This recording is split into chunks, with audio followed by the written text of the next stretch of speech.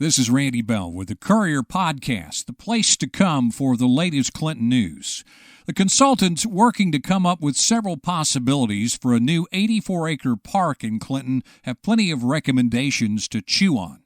In addition to suggestions received during a visioning workshop in November, more ideas were offered during an online public comment period which closed January 25th. Landscape architect Kurt Culbertson with Design Workshop says they're still accepting input from others, including Mississippi college students, some of whom have already indicated they favor active recreational opportunities in the new park. Big support for biking and hiking trails came through loud and clear.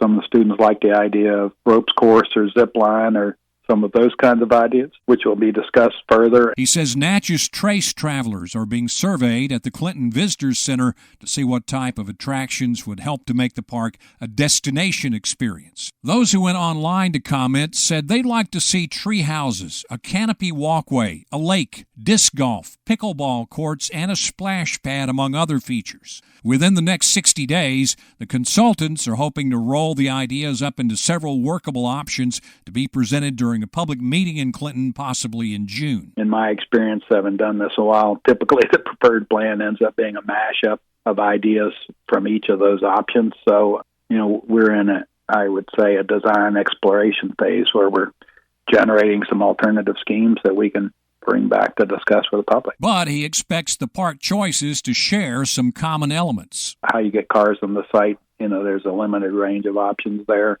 There was certainly a lot of support for the idea of something like a water feature or a pond on the site. There may be some choices about where it goes. And Culbertson says the designs could differ according to how the park will be used. I suspect the variations may center around the degree to which there's more active recreation versus, if you will, more pastoral uses. He says once the options are shared with the public, the city should have a much better idea of which direction to take. I would be optimistic that the preferred plan will not necessarily be drawn at that next public meeting, but it'll be clear enough from the input we get from the alternatives that we really just need to go and refine the final plan based upon, the comments. This is Randy Bell.